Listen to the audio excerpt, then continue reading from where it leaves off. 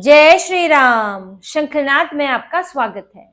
जैसे जैसे 4 मई की तारीख नजदीक आ रही है, बंगाल में चुनावी नतीजों का दिन नजदीक आ रहा है, वैसे वैसे वहां सांसें फूलती जा रही हैं। कुछ इलाकों में बेचैनी बनी हुई है और ये घुटन, ये बेचैनी सिर्फ बॉर्डर के इस पार भारत में नहीं है, बॉर्डर के उस पार बांग्लादेश में भी है। आवाजें वहां से भी उठने लगी हैं कि ये जो यहाँ पर घुसपैठिए भरे हुए हैं, जो भारत में इतने दिनों से बांग्लादेशी रोहिंग्या पल रहे हैं, भारत के पैसों पर मौज कर रहे हैं, भारत के लोगों की नौकरियां खा रहे हैं, अब यहाँ पर जब सरकार बदलेगी, जब हालात बदलेंगे, तो बांग्लादेश में क्या होगा, बांग्लादेश में कैसे शरणार्थी तो खैर क्या कहें, कैसे घुसपैठियों की बाढ़ आ जाएगी, इस बात की चिंता शुरू हो चुकी है। आपको मैंने बताया था कि कैसे बंगाल के उन इलाकों में इस वक्त उथल पुथल का माहौल है। लोग अपना बोरिया बिस्तर समेट कर बैठे हैं कि इससे पहले आ जाए, इससे पहले डंडा चल जाए, एनआरसी आ जाए कि यहां से निकल लो, वरना तो डिटेंशन कैंप में जाओगे। तो इन इलाकों में तो परेशानी है ही, बांग्लादेश में भी अब दिक्कत होने लगी। बांग्लादेश की संसद में ये बात उठने लगी है। वहां की पार्टी है नेशनल सिटीजन पार्टी, एनसीपी, जिसका जिक्र आपने बांग्लादेश चुनाव में भी सुना होगा, और ये कट्टरपंथी लोगों की ही पार्टी है। इसके सांसद हैं अख्तर हुसैन। इन्होंने संसद में ये साफ बोला है कि बंगाल में जब अगर सरकार बदलती है तो बांग्लादेश में शरणार्थियों की बाढ़ आ जाएगी। ये जिन्हें शरणार्थी बोलते हैं वो भारत के घुसपैठिए हैं, क्योंकि शरणार्थी जिंदगी भर बसने के लिए नहीं होते हैं, शरणार्थी कुछ समय के लिए होते हैं, फिर उन्हें वापस भेजा जाता है, शरण इसी को कहते हैं। लेकिन जो जबरदस्ती बैठ जाए उसे घुसपैठिया कहते हैं। तो इनका बयान है कि अगर सरकार बदलती है बंगाल के अंदर, तो बांग्लादेश में बड़ी संख्या में शरणार्थियों को भेजा जा सकता है, यहाँ पर बाढ़ आ सकती है, यहाँ बड़ा संकट खड़ा हो सकता है, इसलिए हमें एकजुट होना चाहिए। यानी कि हमको यहाँ भेजे जाने से रोकना चाहिए, वहां गए हो वहीं पड़े रहो, हमें पालना पड़ेगा, हमारी हालत ऐसी खराब है, तो यानी कि भारत पाले। तो ये वहां की स्वीकारोक्ति है। वहां इस बात की चर्चा अब होने लगी है कि अगर इधर बीजेपी आएगी तो वहां जो घुसपैठिए हमारे यहाँ के लोग, हमारे यहाँ के जो नागरिक है वहां जो पल रहे हैं, अब उनका बोझ हमारे ऊपर आ जाएगा। कहने का मतलब यही है कि इधर भेजे जाएंगे तो हमें उन्हें खिलाना पिलाना पड़ेगा, हमारे ऊपर संकट आ जाएगा। एक तरफ ममता बनर्जी है जो ये कहती है कि नहीं, कोई घुसपैठिया नहीं है, यहाँ तो सब भारत के मुसलमान हैं, मैं एक को भी नहीं जाने दूंगी, मैं सबको सुरक्षा दूंगी, और इन्हीं लोगों पर हर साल 5,000 करोड़ रुपए खर्च करती है। इनके बजट में है, जहां कभी 500 करोड़ खर्च हुआ करते थे, इन्होंने 5,000 करोड़ कर दिए ममता बनर्जी ने।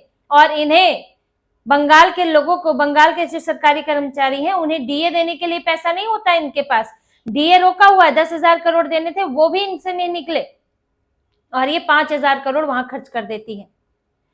अब ममता बनर्जी बिल्कुल इनकार करती, जबकि वही ममता बनर्जी पहले पर्चियां लेकर संसद में जाया करती थी कि ये देखिए इतने बांग्लादेशी हैं। अब कहती है नहीं जी, कोई बांग्लादेशी नहीं है। लेकिन बांग्लादेश के नेता मान रहा है अपनी संसद के अंदर बोलना छोटी मोटी बात नहीं होती है, आप वहां गलत नहीं बोल सकते हैं। और संसद के अंदर बोला गया है कि भारत में बांग्लादेश के लोग हैं जो वहां पर इलीगल तरीके से रह रहे हैं। अवैध प्रवासी शब्द भी इस्तेमाल हुआ है कि अवैध प्रवासियों को यहाँ भेज दिया जाएगा। तो ये तो पोल ममता बनर्जी की यहाँ खुल जाती है। निशिकांत दुबे ने ये वीडियो पोस्ट किया, उन्होंने लिखा कि ममता बनर्जी के मददगार अब धीरे धीरे सामने आ रहे हैं, कि कैसे ये खेल चल रहा था, बांग्लादेश भी चुप बैठा हुआ है, यहाँ से ममता बनर्जी चुप बैठी हुई है, बॉर्डर के लिए फेंसिंग करने के लिए, बाढ़बंदी करने के लिए जमीन नहीं दे रही है, 127 किलोमीटर में से 8 किलोमीटर दे रखी है, पैसा केंद्र सरकार दे चुकी है, लेकिन बीएसएफ को बाढ़बंदी करने के लिए ममता बनर्जी जमीन नहीं दे रही है, फाइल पर बैठे हुए इनके अधिकारी। तो सबने चुप्पी साध रखी है। बांग्लादेशी आ रहे हैं, भारत में भर रहे हैं, आ रहे हैं, भारत में भरते हैं, पहले बंगाल के अंदर घुसते हैं, वहां उनका Aadhaar card, ration card, voter ID सब बना लिया जाता है, फिर बांग्लादेश के रास्ते अलग अलग राज्यों में फैलते हैं, और सबने चुप्पी साध रखी है, किसी को कोई मतलब नहीं है। यहां से भारत सरकार, जब तक बीजेपी की सरकार नहीं आई थी तो मुद्दा ही ढंग से नहीं उठता था। आज यहाँ पर बात हो रही है तो फिर जो चुप्पी साधे बैठे थे बांग्लादेश में कि हम बढ़िया है, चले गए तो कुछ जनसंख्या कम हो गई, आज उनके मुंह भी खुल रहे हैं। और सिर्फ बेचैनी वहीं तक नहीं है, हिंसा हुई है। बांग्लादेश, बंगाल के अंदर 3 इलाकों में हिंसा की घटनाएं हुई है। मालदा में, मुर्शिदाबाद में, उत्तर 24 परगना में, मुस्लिम बहुल इलाकों में घटनाएं हुई हैं। क्यों? क्योंकि तकलीफ बढ़ने लगी है कि अब तो निपटारा हो जाएगा। अब यहाँ पर जो हमारा अपना चल रहा था कि चलिए कम्युनिस्ट सरकार थी तब भी हम यहाँ पर सुरक्षित है, ममता बनर्जी आई तब भी सुरक्षित है, कल को अगर कांग्रेस भी आ जाती तो भी सुरक्षित रहते, तो अब वो नहीं हो पा रहा है। तो इसलिए हिंसा की घटनाएं हुई है। पूरा छावनी में बदल दिया गया है वो इलाका जहां पर हिंसा हुई है। ये मुर्शिदाबाद के इस्लामपुर इलाके में सीपीआईएम के जो वहां पर इनके एजेंट हैं, पोलिंग एजेंट हैं, उन पर हमला किया है। किसने किया है?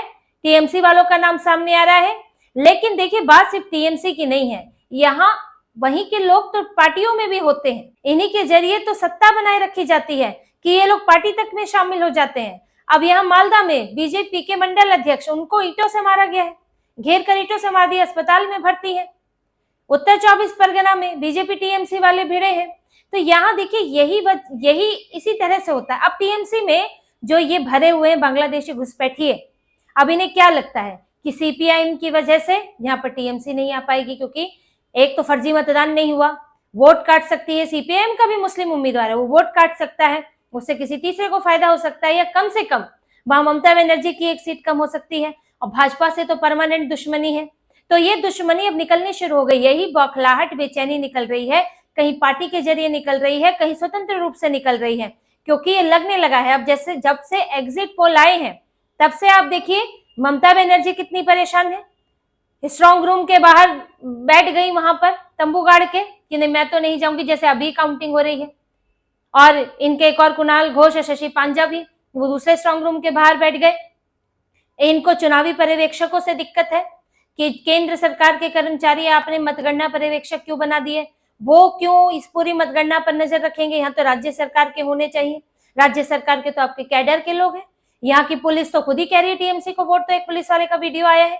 आपके राज्य सरकार के कर्मचारियों का तो तबादला कर करके चुनाव आयोग परेशान हो गया, जिसे भेजे वही मिला हुआ है।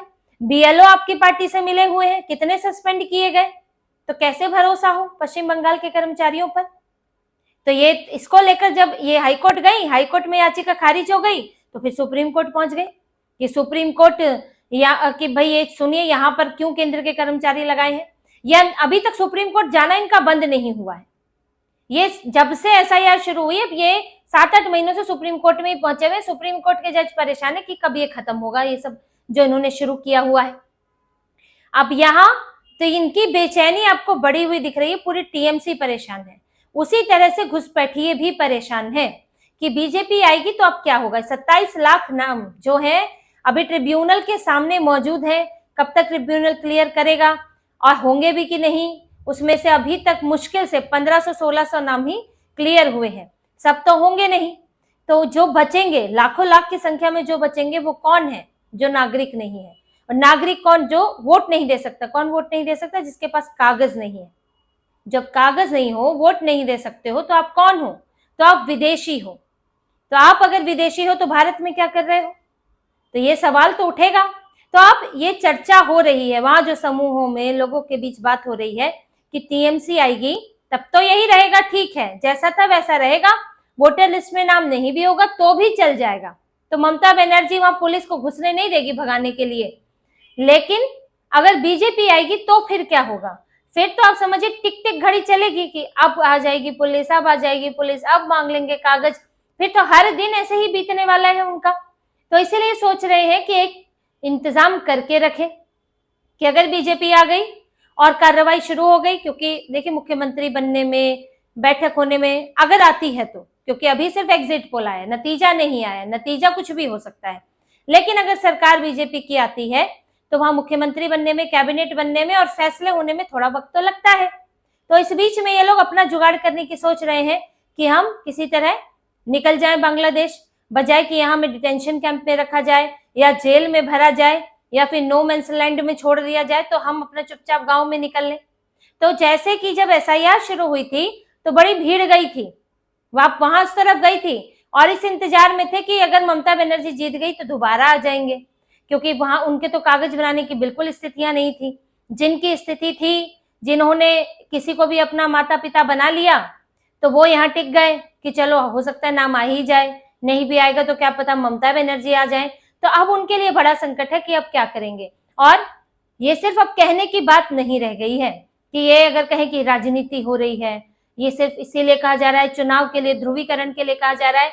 अब तो बांग्लादेश से भी इस बात की पुष्टि हो चुकी है। बांग्लादेश के सांसद ये बात बोल रहे हैं। तो जब उधर बेचैनी है तो इधर कितनी होगी। जो यहाँ बरसों बरसों से रह रहे हैं, यहाँ पर मौज कर रहे हैं, इनके कारण वहां के लोगों के लिए रोजगार खत्म हो गया है। इन्होंने वहां से हिंदू भगा दिए हैं। जो वहां छुटपुट हिंदू बचे हैं वो बेचारे डर के माहौल में रहते हैं।